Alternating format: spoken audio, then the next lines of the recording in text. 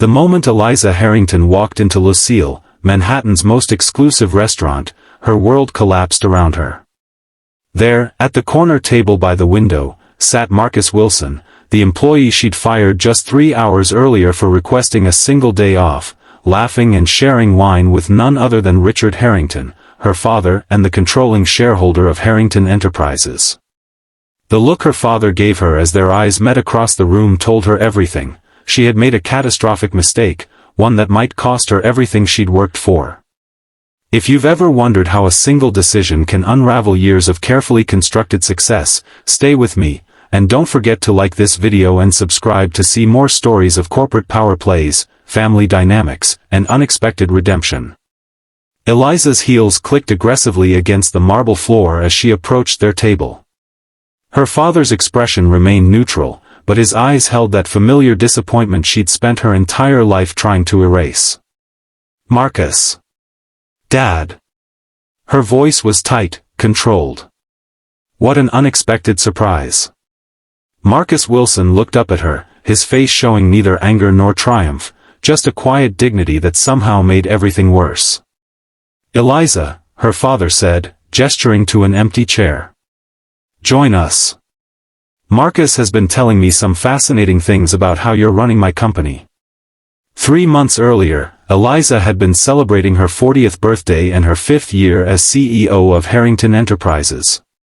The company her grandfather had founded and her father had expanded was now hers to command, though Richard still held majority ownership. She had transformed the traditional manufacturing business into a modern, streamlined operation with record profits. The board loved her. The shareholders loved her. Everyone except, perhaps, her father, who watched her progress with reserved judgment from his semi-retirement. Eliza had implemented what she called excellence protocols, strict performance metrics that had increased productivity by 27%. Those who couldn't keep up were let go. It was business, not personal. The company came first. Always. Marcus Wilson had joined Harrington Enterprises as a mid-level project manager in the R&D department 8 months ago. His resume was impressive: MIT graduate, innovative patents to his name, glowing recommendations. What wasn't on his resume was that he was a single father to 9-year-old Emma, whose mother had died of cancer 2 years earlier. Eliza had noticed Marcus immediately. Not just because he was handsome in an understated way, with thoughtful brown eyes and a quiet confidence, but because his work was exceptional. He approached problems differently, found solutions others missed. In another life, she might have considered him friend material, maybe more. But Eliza didn't have friends at work. She had employees. The trouble began on a Tuesday morning when Marcus requested a day off with only 3 days' notice. "It's my daughter's birthday," he explained, standing in Eliza's office. "I promised her a special day. Just the two of us." Eliza glanced at her calendar. "That's the day of the Nakamura presentation. Your project. Your design." "I know. I've prepared everything. Jason can handle the technical aspects, and I'll be available by phone if there are any questions." Eliza's fingers drummed against her desk. "That's not how we do things here, Marcus. The Nakamura contract is worth millions. We need all hands on deck." "I understand, but my daughter." "Everyone has personal commitments, Marcus. But at Harrington, we make sacrifices for the greater good. Surely your daughter would understand postponing her celebration by a day or two." Marcus's expression hardened slightly. "With all due respect, Miss Harrington, my daughter is 9 years old. She's lost her mother. I've already rescheduled her birthday once for the Peterson project. I can't do it again." "Then I suggest you reconsider your priorities," Eliza said coldly. "This meeting is over." Marcus had left, and Eliza had turned back to her emails, pushing away the small voice that suggested she was being unreasonable. By afternoon, she'd convinced herself that Marcus's request was a test of her leadership. If she made an exception for him, others would expect the same treatment. Discipline would erode. Standards would slip. When Marcus emailed later that day reiterating that he would be taking his daughter's birthday off, Eliza made her decision. The next morning, she called him into her office and terminated his employment, citing insubordination and failure to adhere to company policies. "You're firing me for taking one day off for my daughter's birthday?" Marcus asked, his voice quiet but steady. "I'm firing you for putting your personal life ahead of company priorities," Eliza corrected. "Your final paycheck will include 2 weeks severance. Security will escort you to clear out your desk."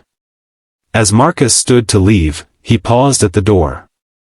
"You know, Ms. Harrington, I admired you when I took this job. I thought you were building something meaningful here. I was wrong. You're just building a machine." His words had stung more than they should have. Eliza pushed the feeling aside and moved on with her day. By evening, she'd almost forgotten about Marcus Wilson, until she walked into Lucille and saw him with her father. Now, sitting at that restaurant table, Eliza felt like she was balancing on the edge of a cliff.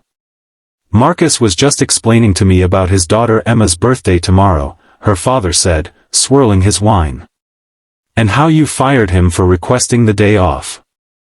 "Dad, you don't understand the situation," Eliza began. "We have strict policies." "I understand perfectly," Richard interrupted. "I also understand that Marcus here has developed a revolutionary new manufacturing process that could cut our production costs by 30%. A process he was planning to present next week." Eliza's stomach dropped. "I wasn't aware." "No, you weren't," her father said. "Because you were too busy enforcing policies to actually listen to your people." Marcus cleared his throat. "Mr. Harrington, I appreciate your interest in my work, but perhaps this isn't the right time." "Nonsense," Richard waved him off. "Eliza needs to hear this. I didn't build Harrington Enterprises by treating people like disposable parts. I built it by recognizing talent and fostering loyalty." Eliza felt her cheeks burn. "Dad, can we discuss this privately?" "Why? Are you embarrassed?" "You should be." Richard's voice was sharp. "This young man has more innovation in his little finger than most of your executive team combined. And you fired him because he wanted to keep a promise to his daughter." Marcus looked uncomfortable. "Sir, I don't want to cause family discord." "You're not causing anything, son. My daughter did this all on her own." Richard turned back to Eliza. "Do you know why I invited Marcus to dinner tonight? Because when I heard what happened, I wanted to see for myself what kind of man would stand up to the almighty CEO for his daughter's birthday. And what I found was exactly the kind of person we need at Harrington." Eliza felt the ground shifting beneath her. "What are you saying?" "I'm saying that effective immediately, Marcus will be rejoining Harrington Enterprises as our new Director of Innovation, reporting directly to me." Richard smiled at Marcus. "With flexible working hours, of course, to accommodate his family responsibilities." The restaurant seemed to spin around Eliza. "You can't do that. I'm the CEO." "Yes, you are. For now." Richard's voice was dangerously soft. "But I'm still the majority shareholder, and the board serves at my pleasure. Remember that." Marcus stood suddenly. "I should go. Emma's waiting with the sitter." He nodded to Richard. "Thank you for dinner, sir. I'll consider your offer carefully." After Marcus left, father and daughter sat in tense silence. "How could you undermine me like that?" Eliza finally asked. Richard sighed, suddenly looking every one of his 70 years. "How could you become someone I don't recognize? The company was never meant to be run like this, Eliza. I've tripled our profits in 5 years. At what cost? Your grandfather built Harrington to create something lasting, something that improved lives, not just for customers, but for the people who worked there." He shook his head. "When did you forget that?" Eliza had no answer. That night, sleep eluded her. Her father's words echoed in her mind, along with Marcus's parting shot about building a machine instead of something meaningful. Had she lost her way so completely? Morning found her driving through an unfamiliar neighborhood, following an address she'd pulled from HR records. She parked outside a modest apartment building and waited, unsure what she was even doing there. At 9:30, Marcus emerged with a small girl wearing a birthday crown and carrying a stuffed unicorn. Emma Wilson was tiny for 9, with her father's thoughtful eyes and a smile that lit up her whole face. Marcus was saying something that made her laugh, and the sound carried across the quiet street. Eliza watched them get into Marcus's car, heading off for their special day. The day that had cost him his job. She felt something crack inside her, a wall she'd built years ago when she decided that success required ruthlessness. She pulled out her phone and dialed her father. "I need to fix this," she said when he answered. "Yes, you do," he replied simply. The next morning, Eliza called an all-hands meeting. Standing before her employees, she felt vulnerable in a way she never had before. "I've made a mistake," she began, her voice steady despite her racing heart. "Several mistakes, actually. I've been running this company based on metrics and protocols, forgetting that behind every spreadsheet cell is a human being with a life outside these walls." She announced new policies, flexible scheduling, remote work options, family leave expansions. Then she introduced Marcus Wilson, not as the director of innovation her father had proposed, but as the new vice president of research and development, reporting directly to her. "Marcus will help us build a company culture that values both excellence and humanity," she explained. "Because those things aren't mutually exclusive. They're interdependent." Marcus looked as surprised as everyone else. When the meeting ended, he approached her cautiously. "Why the change of heart?" he asked. "I saw you with Emma yesterday," Eliza admitted. "And I realized I've forgotten what we're all working for. It's not just about profit margins and market share. It's about creating something that allows all of us to have meaningful lives. And you believe that now?" "I'm learning to," she said honestly. "Will you help me?" 6 months later, Harrington Enterprises was transformed. Productivity hadn't suffered with the new policies, it had improved. Employee retention was up. Innovation was flourishing. And Eliza found herself enjoying work in a way she hadn't for years. She and Marcus developed a partnership based on mutual respect, each bringing different strengths to the table. She learned to listen more and command less.